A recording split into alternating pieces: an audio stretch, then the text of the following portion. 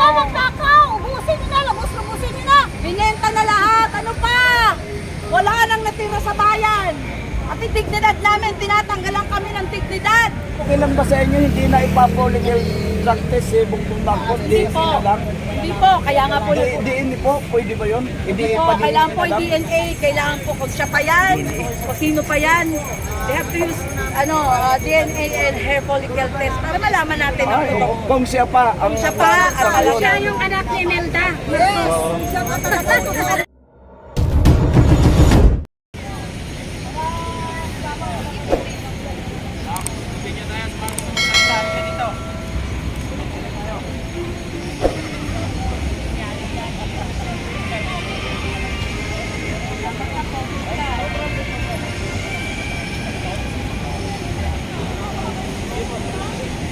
May palit, doon kumanda.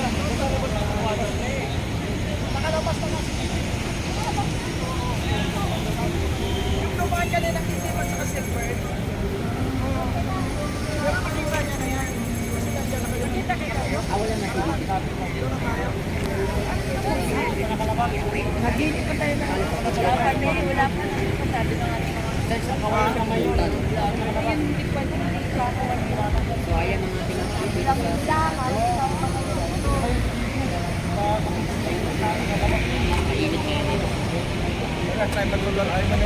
kami palitin dito, apat na lang kami, hindi naman siguro kami papasok dyan.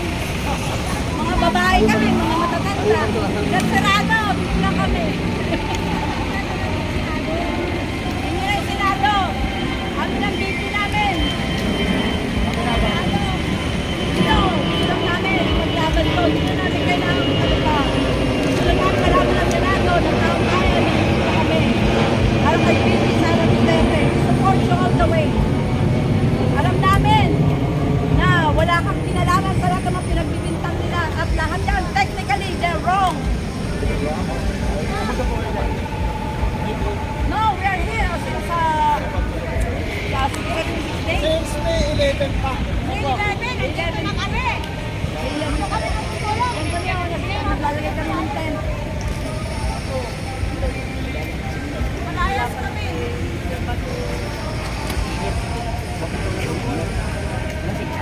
Siyempre, para kayo pipisaran lang yan eh. Pag pro Duterte ka, lahat technical nila. Sabi nila, ano daw kami dito? O yan, no, kayong gagawin nilang dahilan. Kasi nakaka-istorbo daw, nakaka-istorbo sa pagnanakaw! Kailangan hindi istorbohin ang pagnanakaw sa bayan! Yan ang gusto nila, malaya ang pagnanakaw, hindi malaya ang pagsasalita. Sagarin niyo po magnakaw! Ubusin niyo na! Lubos-lubusin niyo na! Binenta na lahat, ano pa? Wala nang natira sa bayan. At yung dignidad namin, tinatanggalan kami ng dignidad. Saan ba kayo galing, ma'am? Saan ba kayo galing? Iba't ibang lugar po kami. Sa Metro Manila at sa mga probinsya. May galing ng Mindanao, Visayas at Luzon. Yung mga darating daw po. No, we're not expecting anyone. Ito, basta pinaglalaban namin, nagsasama kami ni ate, nagsama kami dito, nagkita-kita kami dito. Ilan po kayo?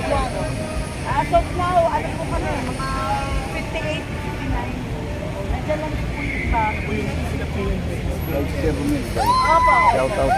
Ano sabi sa inyo? Everyday naman po yun. Pinapalayas kami. Everyday po yung pinaglagan po kami. Clearing kami. Siyempre po yung ano daw, obstruction daw kami sa kalsada. Hindi daw magandang tignan. Ganyan. Ganyan lang. Sa akin, iglog Ano eh. naman sabi yung dumating si Bibi Sara? Okay lang naman din po, pero it's her right. Let us give her all the benefit of the doubt kasi that's May na ita smart. karapatan niya po yung Okay naman kumaten yung o gold hindi. globe. Kaya kami 16 lawyers eh. That's her, ano niya yung prejudice niya na kung gusto niyang kumaten o hindi. Ma'am, pero bilang taga-suporta, ano ba yun? Para sa inyo, magandang bagay ba yun? It's okay po. Wala. Sa amin po, magandang bagay. Pero hindi rin naman po siya magsasalita dahil meron ng mga abogado na alam naman po ang Nandiyan pa pala si Bibi Sara sa loob eh. alam po ang isasagot sa prosecution. Ang message po kay Bibi Sara, personally. Personally po, mahal na mahal ka namin. Ikaw lang ang pag-asa ng bayan na ito na nalulog mo sa kahirapan. Nalulog mo sa rumal-dumal, makahihiyan. Buong mundo ay nakikita nakikita ang ginagawa ng gobyernong ito.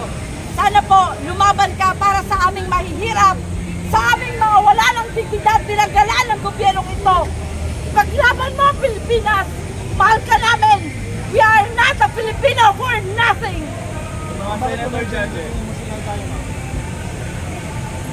Sa lahat ng ginawa ng gobyernong ito sa Duterte, masyado nang masakit bilang Pilipino ang ginagawa nila.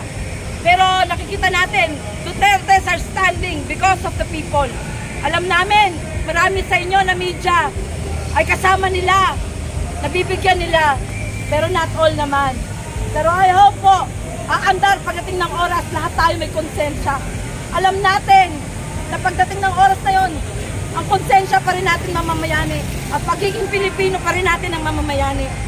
Paglaban natin ang Pilipinas, isa lang ang Pilipinas.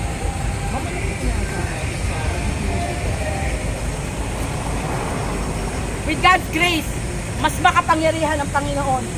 Matutupad ang mangyayari. Wala naman, ito nangyari ang lahat para matuto ang bawat Pilipino.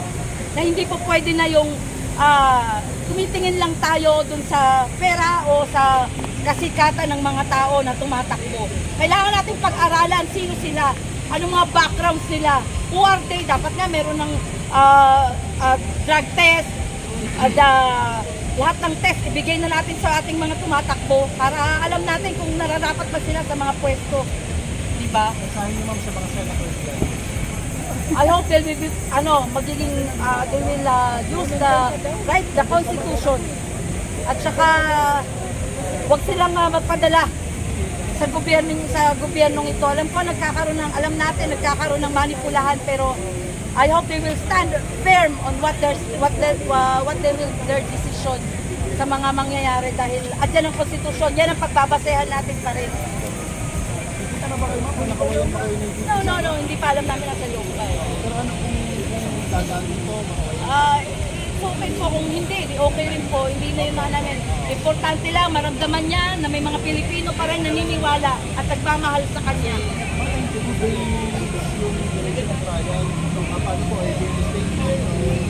Oo, ganun lang po yun. We will stay here. Sa decision po ng mga Walang blood kita bath rito. kung lumagaw na. Stay po kami. Actually, hindi naman niya inaano yun sa amin na o kayo, di ba, nag-announce naman siya, magtrabaho kayo, buhayin niyo ang pamilya niyo. At kung wala pong tatayo, sino pa?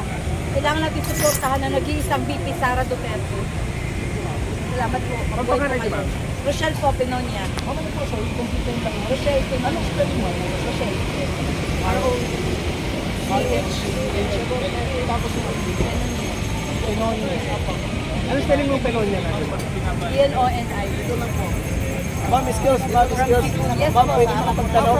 Ma'am, okay lang ba sa inyo hindi na ipapoligal drug test si Bongbong Marcos? Hindi po. na lang? Hindi po. Kaya nga po. Diin po, pwede ba yun? Hindi Po, pa kailangan po yung DNA, kailangan po kung siya pa yan, kung sino pa yan. They have to use DNA and hair follicle test para malaman natin ang totoo. Kung siya pa. Kung siya pa, at alam siya yung anak ni Imelda. talaga yun. Silang dalawa ni Mang Ayun.